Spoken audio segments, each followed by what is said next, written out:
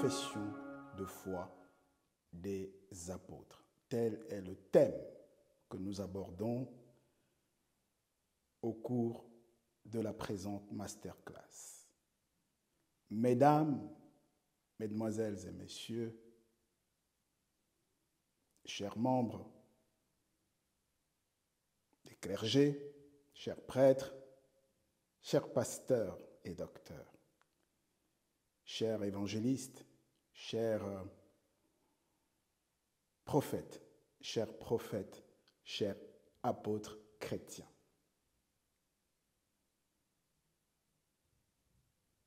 Il aurait été superflu d'avoir même seulement l'idée d'un thème comme celui-ci à l'ère du numérique et après 19 siècles de prédication chrétienne, si l'évangile chrétien dont vous êtes les porteurs avait pu correctement adresser cette problématique, parce qu'elle en est une, nous verrons que la profession de foi des apôtres n'a rien à voir avec l'évangile du christianisme. Au commencement, lorsqu'il plut au souverain d'entreprendre la création de l'univers conformément au plan et au dessein qu'il s'était à lui-même donné dans son propre conseil, sans aucune volonté extérieure, Dieu créa les cieux et la terre. Et il lui plut de parachever la création de la terre par celle de l'être humain, qu'il fit alors librement à sa propre image, à sa ressemblance, conformément à Genèse chapitre 1, verset 26. Si l'univers était un royaume, et c'en est un, puisque c'est la propriété du Créateur, nous l'avons dit tantôt, alors la terre y serait comparable à un état de droit dont la Constitution représente le « il est écrit », les Écritures.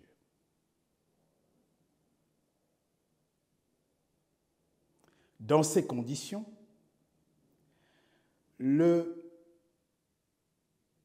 des attendus les plus déterminants, l'un des attendus majeurs de la dite Constitution, du « il est écrit » donc, serait alors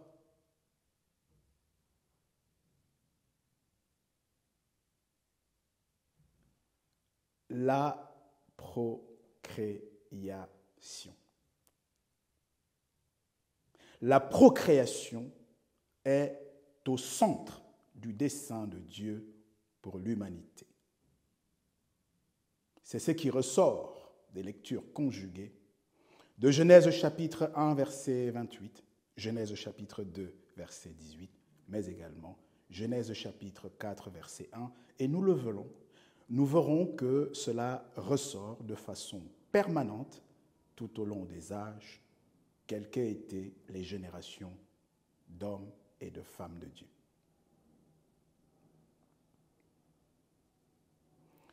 La procréation figure donc de manière stratégique et essentielle dans la Bible, dans les Écritures, dans le « il est écrit ».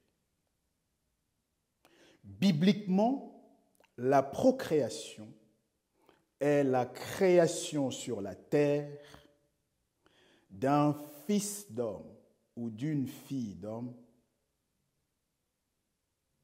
à travers une alchimie mystérieuse impliquant un triptyque, un trio. Un géniteur mâle, l'homme, une génitrice femelle, la femme, et Dieu lui-même.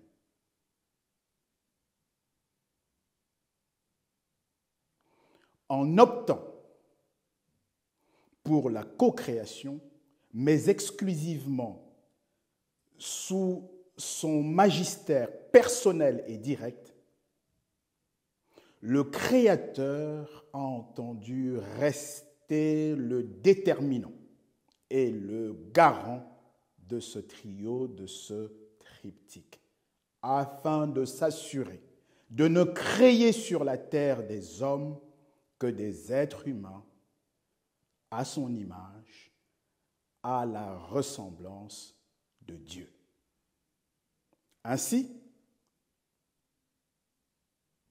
les êtres humains sont des hommes comme ils sont parce que Dieu est l'homme originel, l'homme original, l'homme d'origine, l'homme primordial, l'homme principal,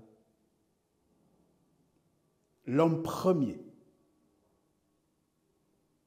l'homme essentiel, l'homme initial.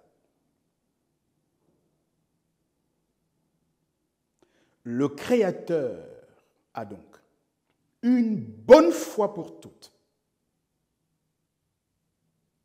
instauré la procréation dans Genèse chapitre 1, verset 28, Genèse 2, 18, Genèse 4, verset 1,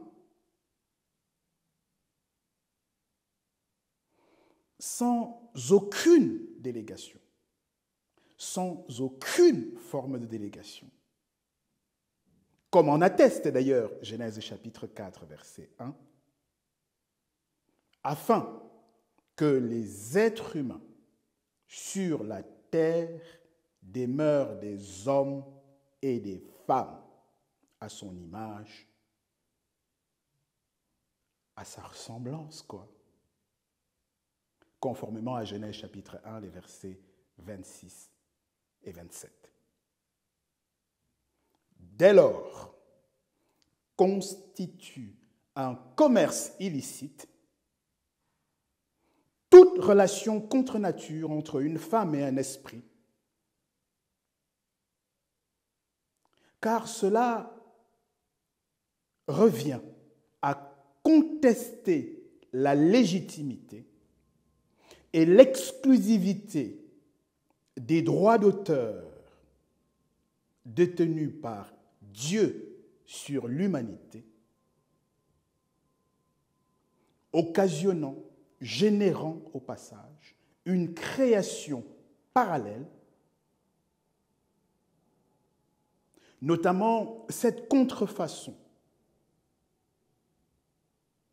qui consiste en des humanoïdes, en des géants, en des monstres, tels qu'en Genèse chapitre 6, les versets 1 au verset 7, où nous voyons des esprits étrangement, anormalement, indûment séduits par des femmes, par des filles d'hommes sur la terre, sans prendre certaines d'entre elles pour femmes, lesquelles leur ont octroyé des fils, c'est-à-dire ces monstres, ces humanoïdes, ces géants, qui ont déclenché naguère le déluge.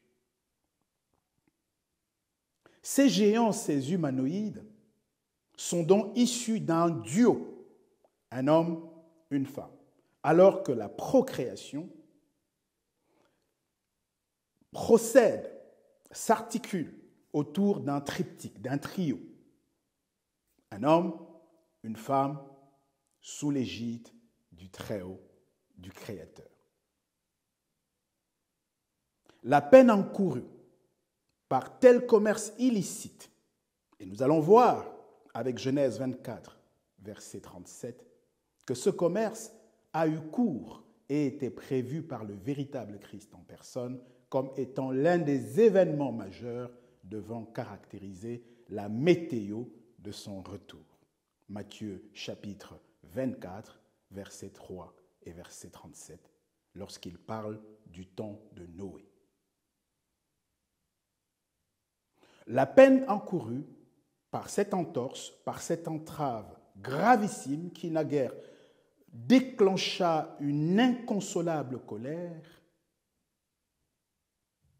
est et fut déjà, jadis, la destruction pure et simple. Hier, avec le déluge, et aujourd'hui, bientôt, par le feu. Il est réellement important, mesdames, messieurs, chers membres des clergés, que nous rappelions à chacun de nous, à nous tous autant que nous sommes, nous avons été créés par Dieu, par le Créateur, qui ne s'excuse pas du tout d'avoir créé, mais au contraire, Genèse chapitre 1, verset 31, qui non seulement trouve que ce qu'il a fait est bon, mais il trouve en particulier, s'agissant de l'homme, que ce qu'il a fait est très bon. Genèse 1, 31. Pourquoi nous a-t-il fait?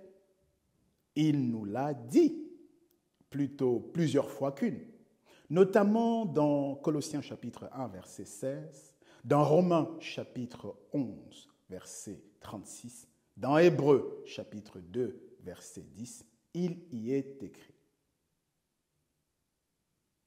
que Dieu nous a fait, nous a créés pour sa propre gloire. Je vais le répéter. C'est pour sa propre gloire qu'il nous a créés.